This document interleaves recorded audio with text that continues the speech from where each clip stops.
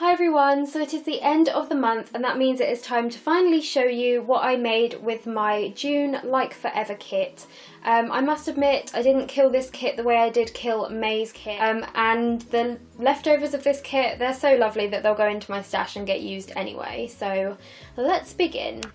First off, I just want to say that if you watched my June Like Forever kit reveal video, which I'll leave in the description, you will have seen that I added in a ton of add-ons. I bought a couple and I already owned quite a bit of this collection, so I threw all of my add-ons that I already owned into the kit, and that was kind of a bad move because I had so much stuff that I just didn't use any of it. So what I'm going to do is everything that I added into the kit myself, I'm going to take out, and I'm going to show you everything that I used purely from the actual bare bones of the kit. Okay, so I've taken away the add-ons and now we are left with the bits and bobs that actually came in the kit. First of all, we have the self-inking stamp, which as you can see I didn't even open. Honestly, stamps, they're just not my thing. I don't really stamp at all. I use my roller date stamp occasionally. Other than that, they're just not for me, and especially this month when I wasn't really doing any scrapbooking. I wasn't really being very experimental with my stuff anyway, so I didn't expect to use this. But I am obviously going to keep it and put it in my stash. It's a great product from what I've heard, and I'm sure I'll get around to trying it out eventually.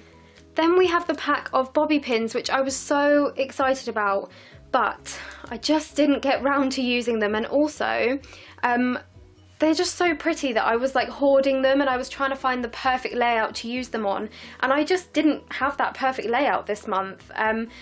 A lot of the photos I've been scrapbooking lately are of the bunnies because I'm putting together a scrapbook of all of their photos and stuff to do with the house, and these are just too pretty for that.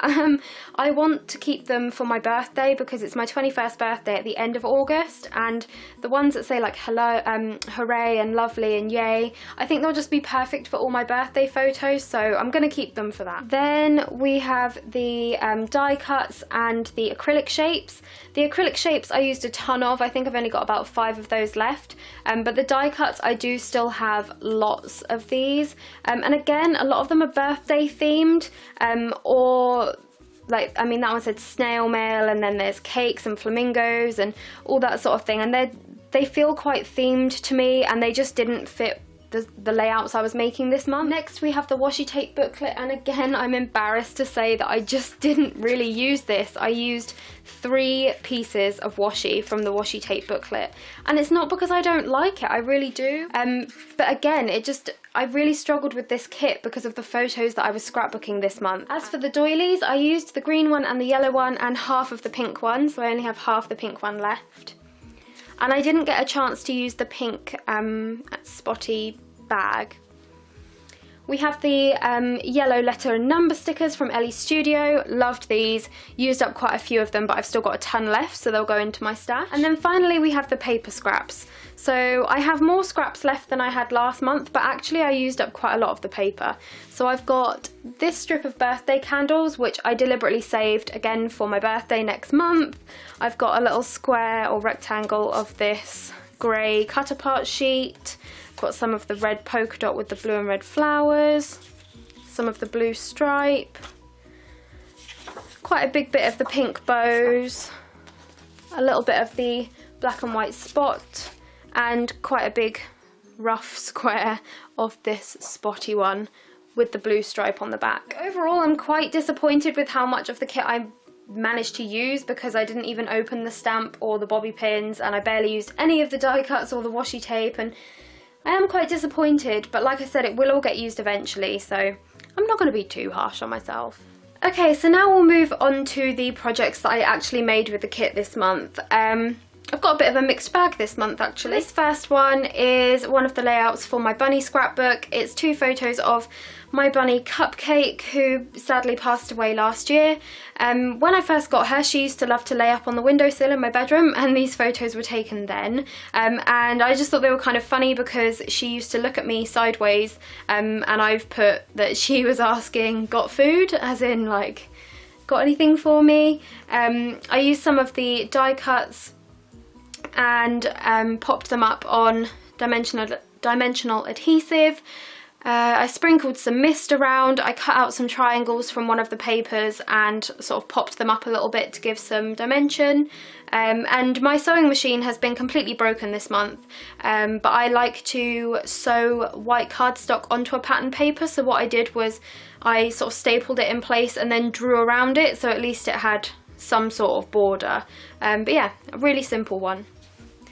This next one is called Just Peachy, and it's 2 photos, again, of the bunnies. This is Nala and this is Cupcake, and they're completely unrelated photos. Nala and Cupcake were not together in these photos, but I really like that they were both just chilling and laying down, and I love it when they're being all cute like that. And there were some peaches in the die cut pack, and I was like, I'm never going to use peaches, so I put them on this layout and then titled it Just Peachy, because in those photos the bunnies are just peachy. Really simple again. I just did some layering with paper. I used this as a backing paper. I'm not even sure if I like it, to be honest. It's so simple and so boring, but I just want these photos scrapped. Next we have a little insert that's going into the bunny album, and I'm not sure who it's by. I think it's a Simple Stories page protector. It's got 6 2x2 slots and then 2 3x4s. I cut a 4x6 photo in half and trimmed it in the edges and everything, and popped it in there, and used some of the washi tape and the Ellie Studio letter stickers to write my faves. I used one of the stickers there for a little heart between Nala and Benji, and for each of the 2x2 pocket I just cut a 2x2 square and put either one of the die cuts or one of the acrylic shapes on top. As you can tell, this has been such a lazy, boring scrapbooking month. For those of you who don't know, one of these is a QR code, and you can, I think it's a website called like QR Generator or something like that. You can create your own QR codes which link to wherever you want, basically. And I have a lot of private videos on my YouTube channel, way back when I did pet videos, and there are some videos of when these 3 bunnies lived together, and I actually only have one of these rabbits now. The other 2 have sadly passed away.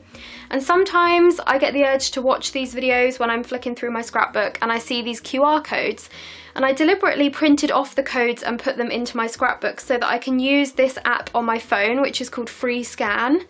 I literally just scan the QR code if it wants to load. So it scans the code and then it takes me to my YouTube channel, to the video that I want to watch. So it's Bonding the Rabbits, and I can watch it whenever I feel like it, and I can see the bunnies' little faces. Next we have a pocket page spread, again for the bunny scrapbook. Like I told you, pretty much everything I made this month is for the bunny scrapbook. And I bought a fuse tool from Nicola this month at Like Forever, and I wanted to use it. So I tried it out on this layout because I have these page protectors. They've got 4 4x6 slots and then 1, what is that, 6x8? And I hate these page protectors because you put everything in the pockets and it slides around and falls out, and it's just hideous.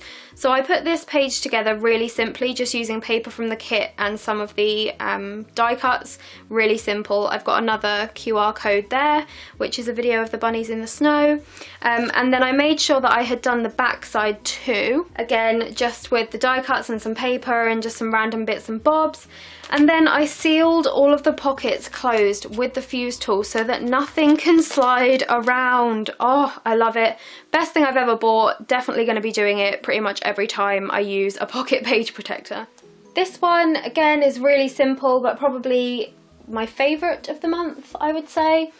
It's 3 photos of my rabbit Benji, who I absolutely loved more than anything in the world. He was like a puppy.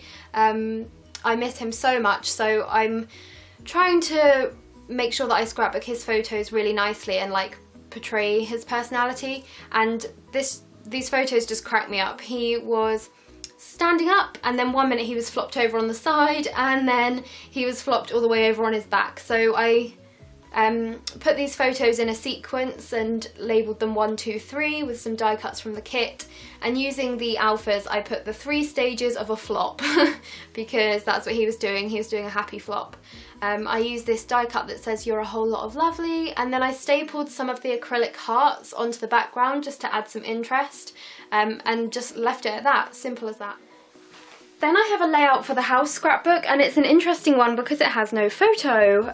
It's white cardstock, hand sewn onto a piece of the pattern paper because, like I said, my sewing machine's been broken, and it's basically a series of receipts.